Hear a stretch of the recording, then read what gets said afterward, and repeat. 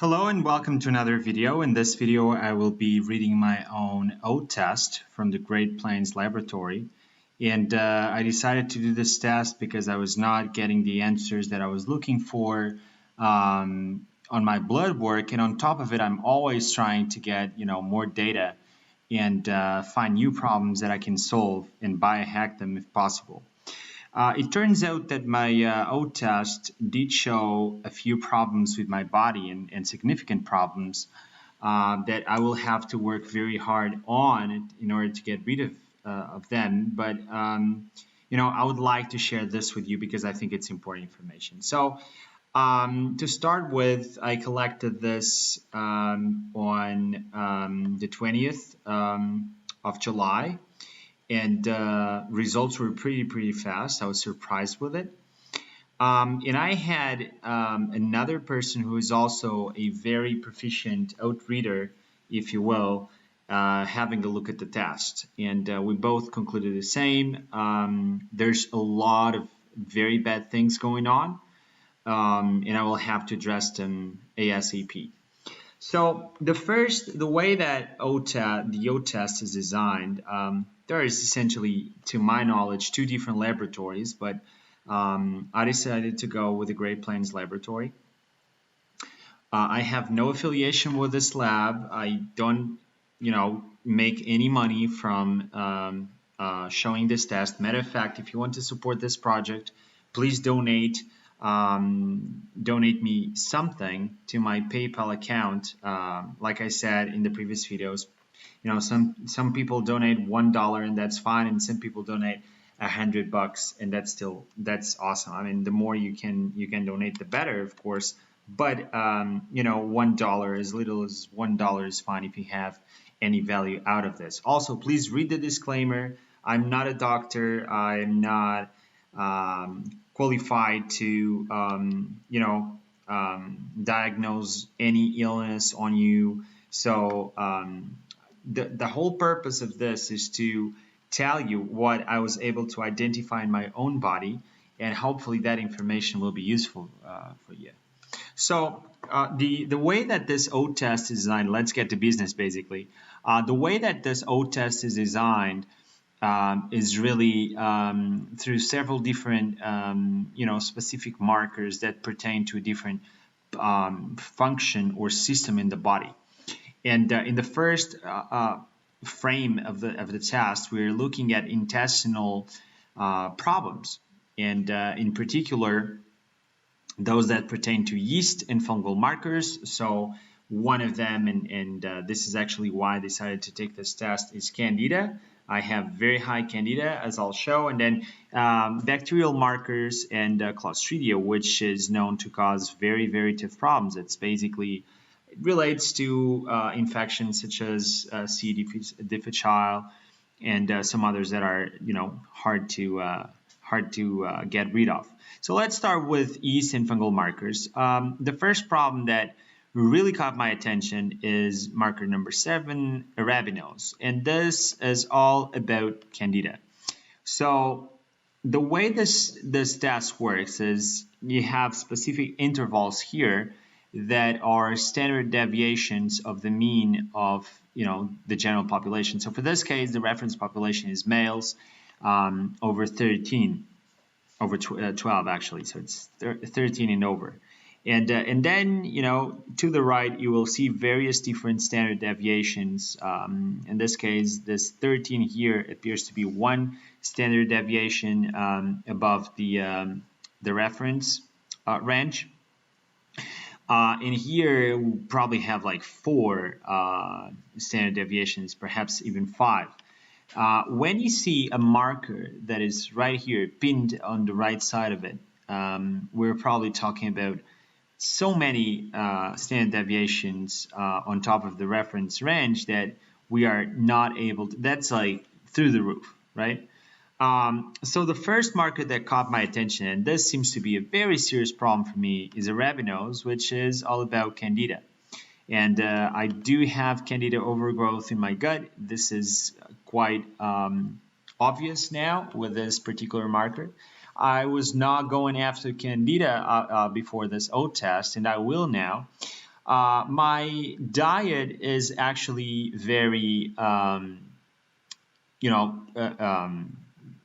specific for Candida, in the sense that my diet is not supposed to feed Candida. So I pretty much don't have carbs. I'm on a specific carbohydrate diet, so carbs are really reduced, and I don't have any processed food, sugars, which is stuff that feeds Candida, and I don't have any sugars in my diet, and still I've got 95 points when the reference range says below 20. Now, the main reason why I think that I have Candida in my body is really because of the mercury. And until I get rid of the mercury, I will have Candida overgrowth.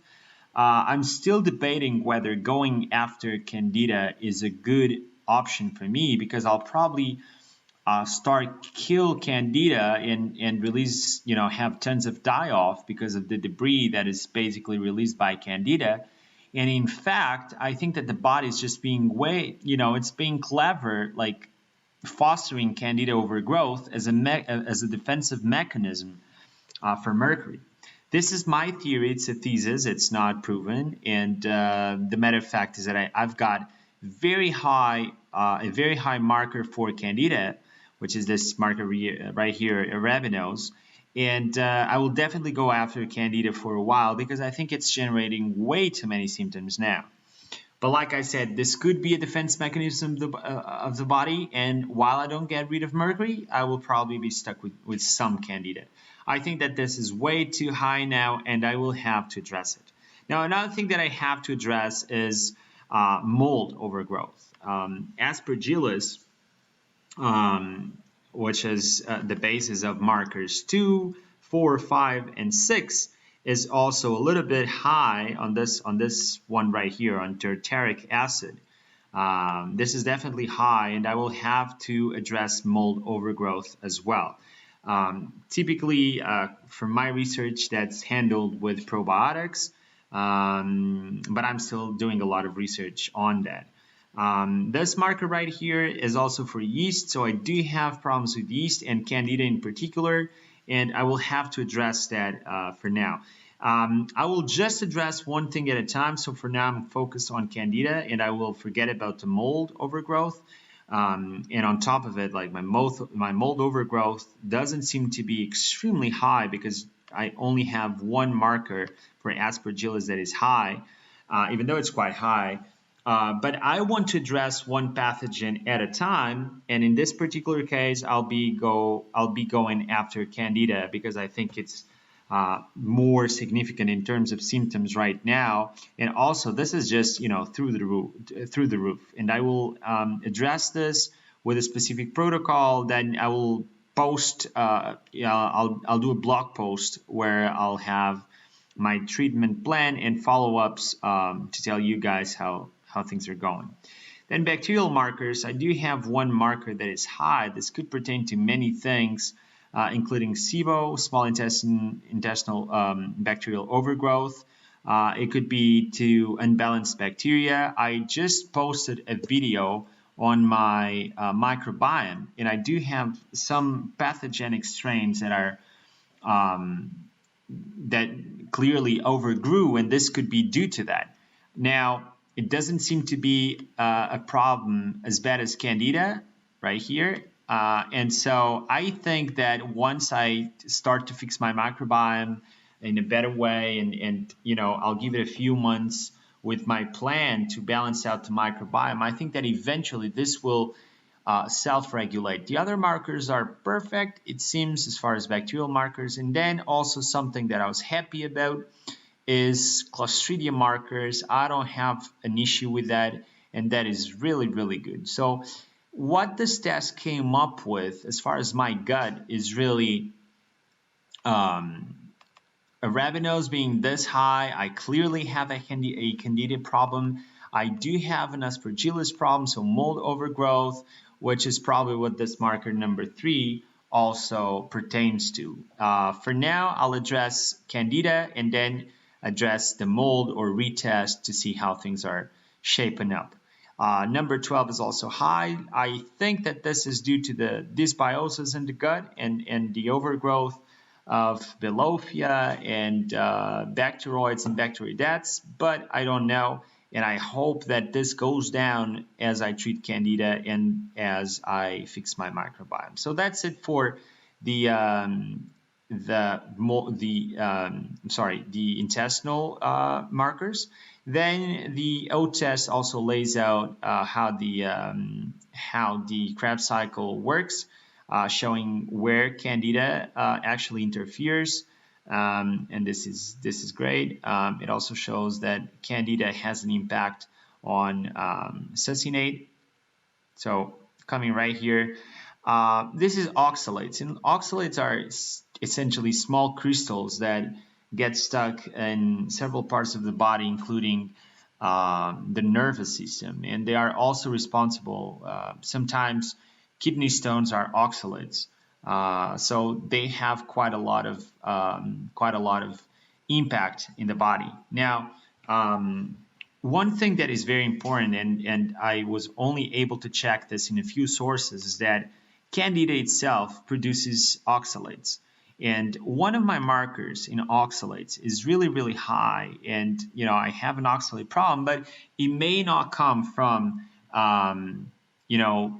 like an oxalate resistance or an oxalate sensitivity in foods. It may come from, too high vitamin C and also Candida. And I think that is the case with me, but again, more testing would be necessary. For now, I will be addressing Candida, and hopefully this marker will go down. I just hope that, in 6 months from now, when I do another OAT test, oxalic acid, the oxalic marker is lower, and that would mean that I would have no problems with oxalates, which is good because in my diet, I have beets, which is really the only food that is high in oxalates that I eat.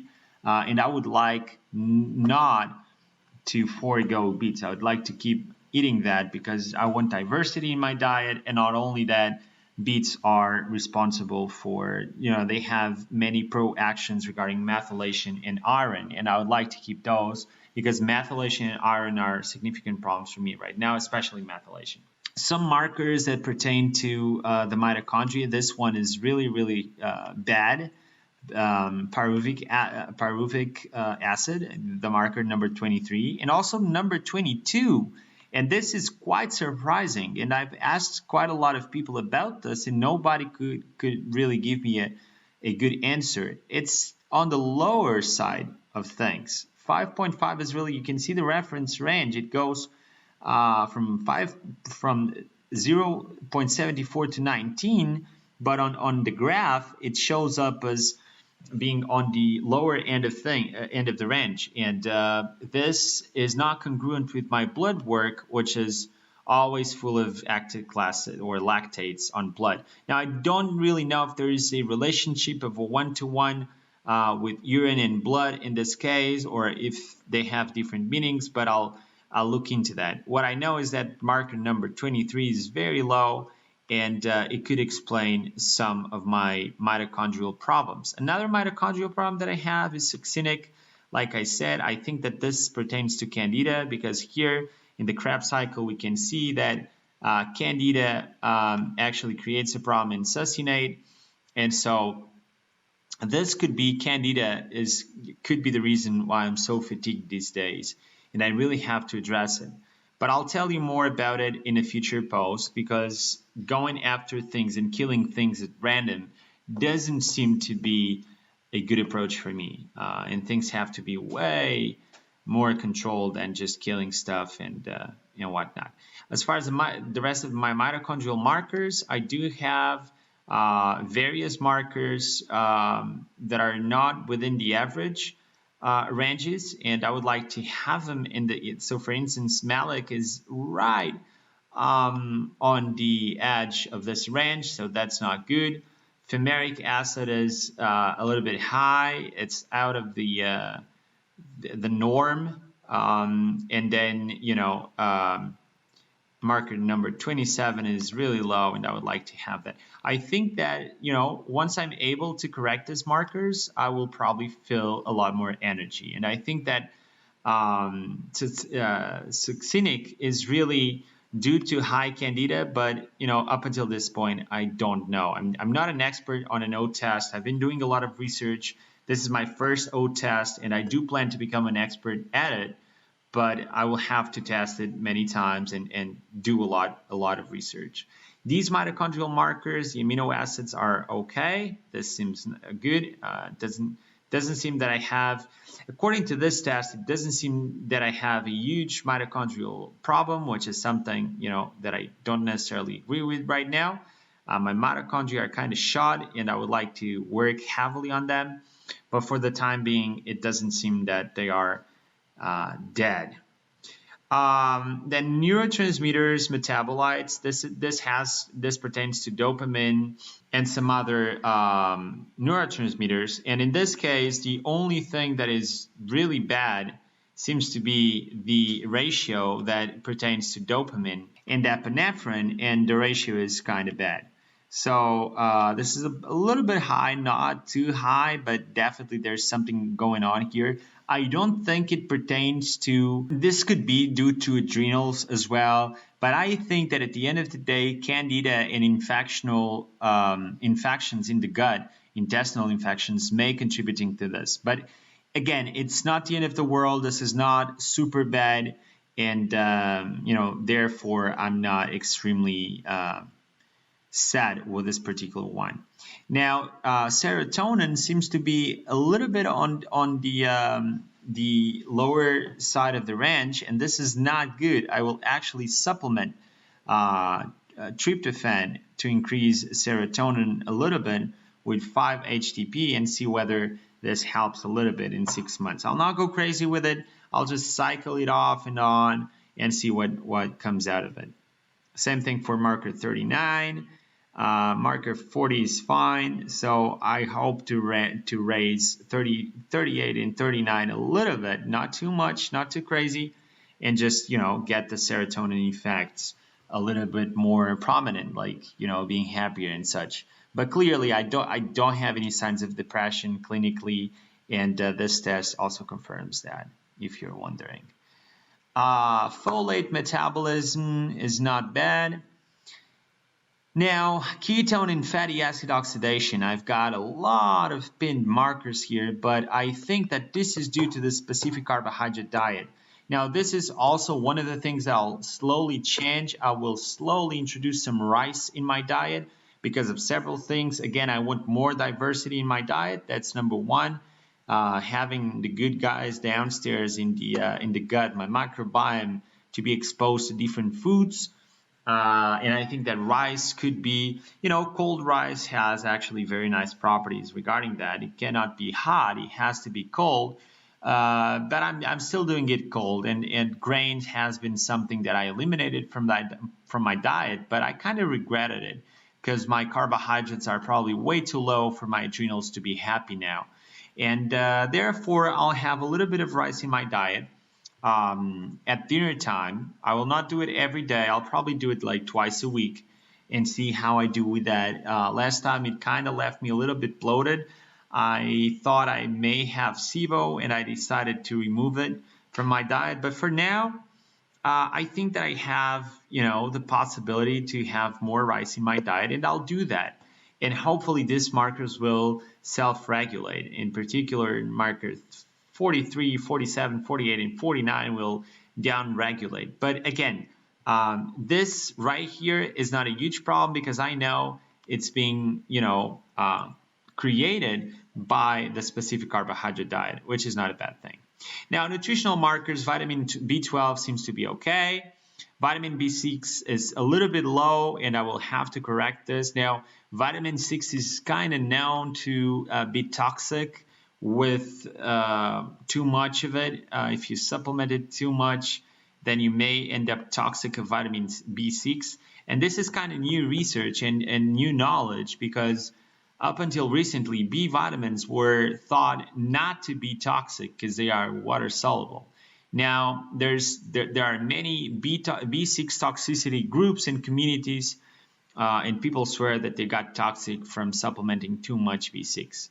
And therefore, I'll be very cautious with it. I'll probably supplement 20 milligrams at most.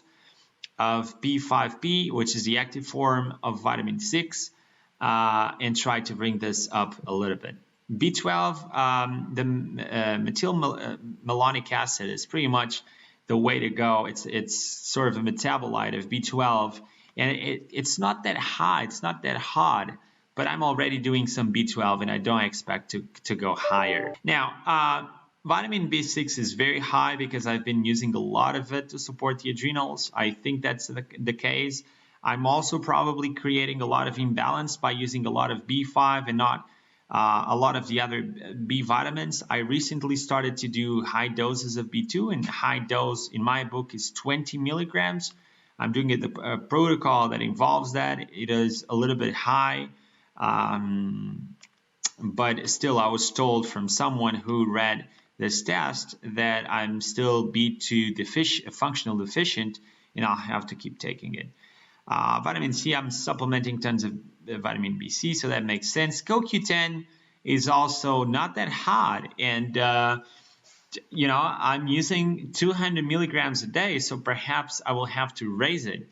NAC is at 0.0. This is not uncommon to see in people that are battling mercury, so this may well be my case. I don't know.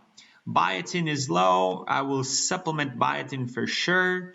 It's also known as vitamin B7. Glutathione seems to be okay, even though I was told by many people that my glutathione is low based off of this test. So again, I'm getting knowledge, and I'm young, and I intend to do this for the rest of my life. So little by little, I'll get somewhere. I'm just reading the test face value for the nutritional markers, and I seem to have, okay glutathione, but I was told it's low. Now, the problem that I was able to identify, and this is not a surprise at all, is that my methylation indicator is very bad. So I seem to have a problem with either I have too much toxic exposure, which is definitely not right. I try to avoid chemicals at all times, or I don't methylate right. I seem to have a detox problem.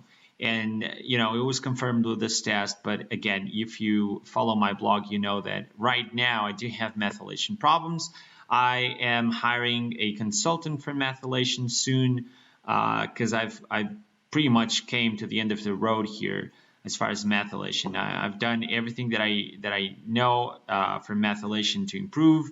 This may be a genetic problem. I don't know, but I'll definitely consult with a good methylation practitioner. I'll tell you more about it as I go.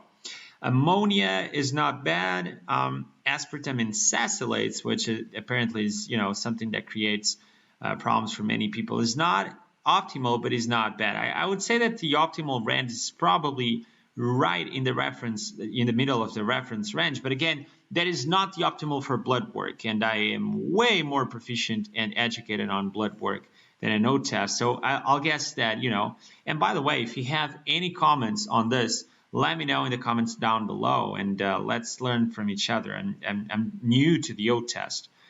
Amino acid metabolites, they seem to be very off, but I've looked at many OAT tests before so that I had an idea of,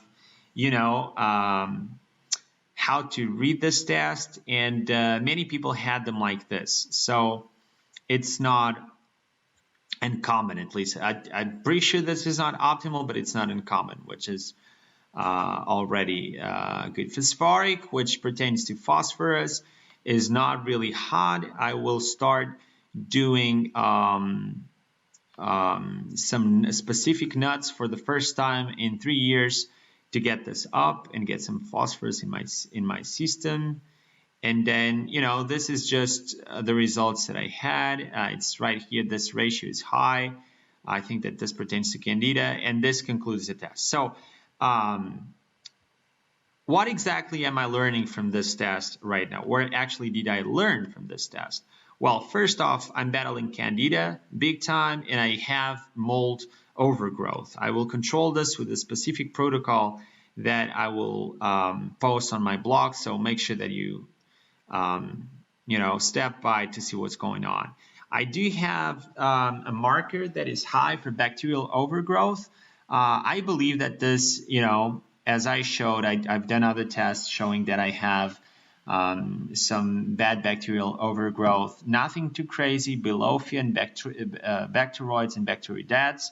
It can come from that. I hope so. I'm working on that heavily. That is actually one of the things that I'm, making a lot of effort on. Regulate the microbiome. That is part of me cleaning out the gut. And I think that as I go, I will be able to control this specific marker. I also learned that I have an oxalate problem. It doesn't appear, so it's pretty much on one marker, so I hope that this is due to candida, but I don't know. Mitochondrial markers and mitochondrial related stuff is bad. It's not crazy bad, but it's bad, and it explains why I think that my mitochondria are very bad. And then again, ketone and fatty acid oxidation. I think that I'm in a mild ketosis, I would say. For many parts of the day, I don't do the ketone strips anymore, but I used to, and I was in mild ketosis. And I actually come from a ketogenic diet that I've done like about a year ago, and I didn't do too well on it. So that's why I started the specific carbohydrate diet. But to me, I feel that my body needs high carbs. And so I will slowly introduce more carbs in my diet, and hopefully this will correct, which would prove that these markers are really due to the specific carbohydrate diet. Nutritional markers, I've learned that, I probably have enough vitamin C, so I'll slow it down a little bit. I'll supplement with B6, be cautious, it's toxic. Keep on the B12, keep on the B2. I'll keep doing vitamin C. A lot of mercury toxic people end up with scurvy, and I don't want that. So I'll just keep going with vitamin C. It's a very powerful antioxidant, very cheap, readily available. So I'll keep doing it. And again, methylation and detox is messed up. Definitely, this is something that I really, really have to work on. But I'm still figuring out what's the best route for me. So this is what I've learned with my OAT test. If you can see something else that, is of concern or is of any benefit, please do let me know in the comments down below.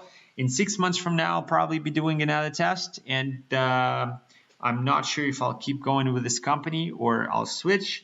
That is still up in the air. And yeah, thank you so very much for listening. As I go and I do more tests, I'll probably become way more proficient on this test because I'm getting formal training on this. If you want to support that so that you also get some information out of this, please consider donating something, because I don't make any money off of this project. It keeps me motivated to biohack my body and fix the things that are bad. But I'm presenting a lot of things that are very, very expensive here, and having your support would be beneficial. So just PayPal me whatever you can. If it is $1, or if you think that the value that you've gotten out of this video corresponds to $1, that is fine.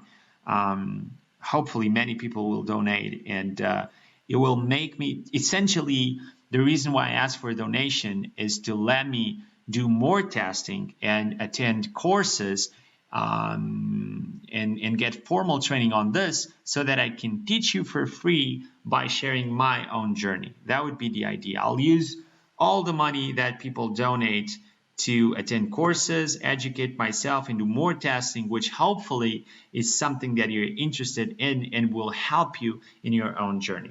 Okay, this being said, I'll end the video here. Thank you so very much for watching it, and yeah, in good health. Take care. Bye-bye.